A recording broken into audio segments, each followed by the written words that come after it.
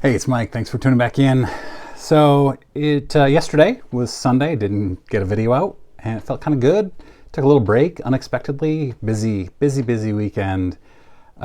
Today's Monday, also super busy. But it's not often when a subscriber emails you and says, "Hey, you should do a video on this," and you say, "Yeah, that seems like a good idea," and then they email you back with all the research you need. It makes it so easy for me. So Brent, subscriber here, great contributor, just sent me an email with everything I would need. If I contribute 1% to this video, I'll be happy because he did everything, and I really appreciate that. Brent is a Rickey Henderson super collector, and he taught me about the 1982 Topps Blacklist cards, which, I'm kind of vaguely familiar with them, but had no idea about anything. And it's a fascinating story, really interesting results, and he gave me great storylines here. So we're going to run through this together and learn together. Brent did a lot of research. He credited the Net54 forum. He credited a guy from the PSA registry that I'll talk a little bit about. There were several things, and then he sent me pictures too. I mean, makes it so easy. So thank you, Brent. It's not often that you look at the junk wax era years, the 1980s and 90s roughly, and find significant value there. Of course, you've got the no name on front, Frank Thomas, which we will talk about next week. I have another subscriber who sent me details on that are incredibly helpful. So next week, stick around for that. Though that is like a close cousin, I guess, of the Blacklist 1982 Topps, because they have similar characteristics to them. But the 1982 Topps Blacklist, there were 6 sheets. And if you're familiar with printing sheets on cards, I'm sure you are, they print out an entire sheet. And in this case, there were 132 cards per sheet. And there were 6 different sheets that made up the set of 792 cards. So the sheets were labeled A through F. So the first 132 cards were sheet A, the next 132 were sheet B. During production of 82 Topps, quality control discovered that they had run out of the black printer ink for the front of the cards of sheets A, B, and C. They had already been printed and packaged, and Topps decided that it was too expensive to pull them from production, from shipping, and they sent them out. It's believed that there are fewer than 100 of each card from sheet A, fewer than 50 of each card from sheet B, and fewer than 20 of each card from sheet C that got released into the wild. And in some cases, the black ink as it ran out turned gray, and these are called blacklisting because they're in the process of becoming blacklists. Those ones, Brent tells me, are less collectible, far less valuable, desirable, not as interesting to really anybody. I'm sure that there are some people who collect them because it's cheaper than the blacklist. But the pure blacklist, there's no hint of any black ink whatsoever. Hopefully you can't hear my wife singing.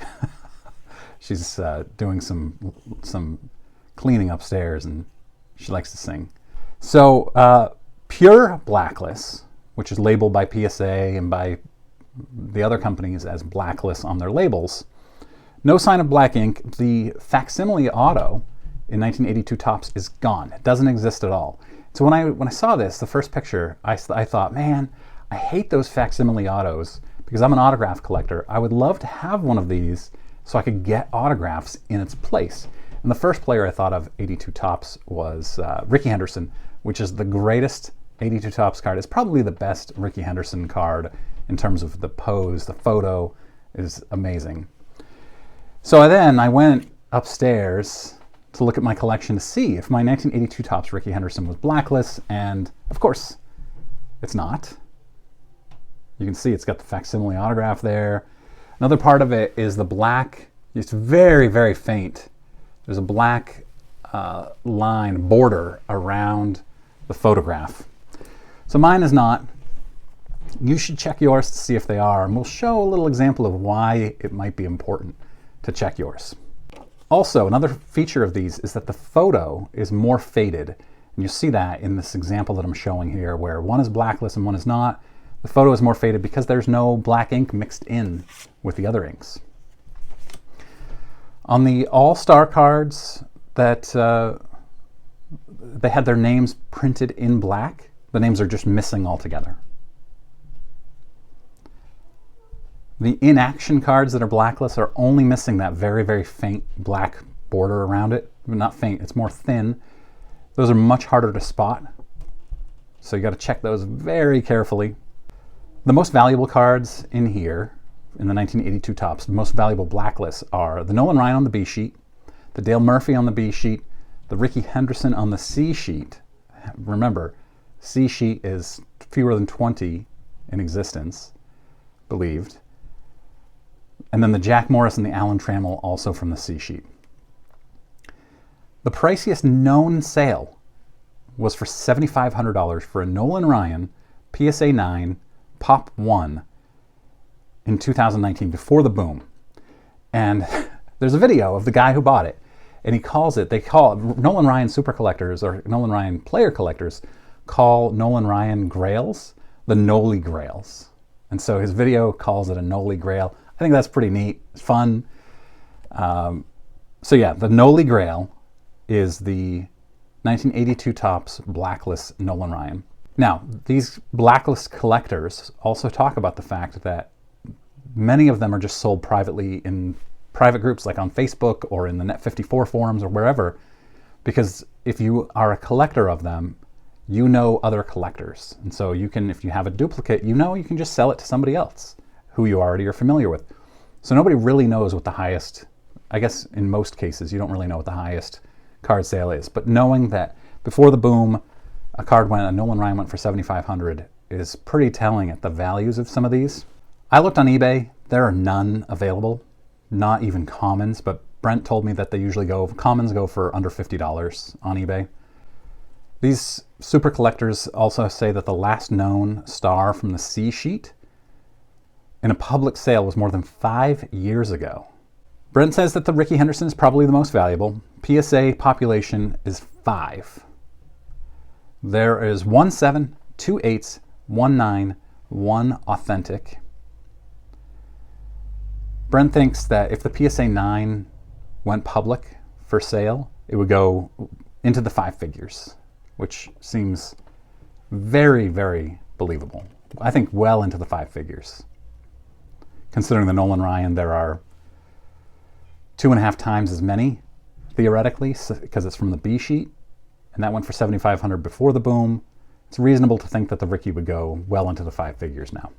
A great story that Brent shared with me is that a Rickey player collector, Rickey Henderson player collector, was just looking on eBay for Rickey Henderson player lots, card lots, and spotted a Blacklist card in a 23 card lot of Rickey Henderson. And there were a bunch of 1982 Topps cards there.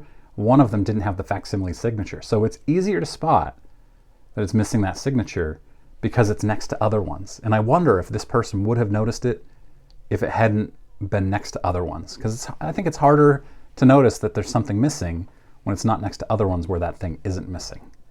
So this Rickey Henderson player collector bought it for $15.50 plus $5 shipping. Brent asked me, what would you do? And I want to pose this question to you. Would you alert the seller that they're selling something that's insanely valuable, much more valuable than for $15, or would you just buy it, knowing that there's risk that it's a fake, it's a reprint, not reprint, counterfeit, and you're willing to take that risk, but you don't want to tell them? And for me, if it's like, I don't know, some major sports card company, there's no way I'm telling them. But if it's a small group, I would think about it, and I'd like to think, I don't know. And I know I'm going to get a lot of comments, people saying you'd have to be an idiot to tell them. I don't think either way is wrong. I don't think not telling them is wrong, and I certainly don't think telling them is wrong. Just like the 1961 Topps dice game example I shared a few months ago in a video, Brent told me that if other Rickey Henderson collectors had been as eagle-eyed as this person, there would have been a bidding war, and it would have gone for many hundreds of dollars, if not thousands. Now it's ungraded, or it was ungraded at the time, and this collector bought it at that $15 price point and then sent it off to BGS and got it graded at a BGS 7. So once it came back as a BGS 7, that person sold it in this private group for an undisclosed sum of money. Brent speculates that it was in the mid 4 figures, so roughly $4,000 to $6,000 would be a reasonable amount to expect this to go for. Now, Brent also ran this story by the #1 in the PSA registry owner to make sure that he got all the details right. Because obviously, I think the biggest expert on this set is probably the #1 PSA registry person. Now, this PSA registry person, remember, this is the Blacklist card set, or error set. And so the #1 in the PSA registry for the Blacklist set is named Ben Whitener. How about the irony on there? I mean, this is ultimate dad joke stuff here. Ben Whitener collects Blacklist cards. He's whitening them. Sorry. All right, I'll stop now. So there are 396 cards, and Ben Whitener has all 396 of them in PSA slabs. That's pretty staggering considering how few there are. And it looked like he completed the set in 2019, 2020, so he's had them for a while. It's just amazing to me that somebody could have that many ultra rare cards of the same exact type. He has 2 Rickey Hendersons, and remember earlier I said I'd love to get a Rickey Henderson autograph on one of these Blacklist cards. He has one, and it's in green ink, I should say. There's my cat now. Everybody wants to make a lot of noise here. So he has a Rickey Henderson autographed in green, which looks awesome with the green on that card. So I'm very jealous. He has 10% of that Rickey Henderson population, roughly. So then the question is, would you risk sending this off to a private signing? Or would you bring it to a show that Rickey is signing? Would you send it, oh boy, I don't know, such a rare, valuable card. I risked it with my Bob Cousy, mailing it to Bob Cousy in the mail for an autograph, but that's worth way less than the Rickey Henderson. Maybe, yeah, it's worth quite a bit less. Now, you have to be careful. If you're looking for these cards, PSA has some labels that are errors. So they've labeled them as Blacklist, but they're very clearly not. Like this George Brett here that has his facsimile autograph on it and the black thin border, clearly not a Blacklist card, and yet for some reason PSA labeled it that. And I wonder, because I just had an order that I sent off with my friend Oliver's OPC Mario Lemieux rookie, I think it was.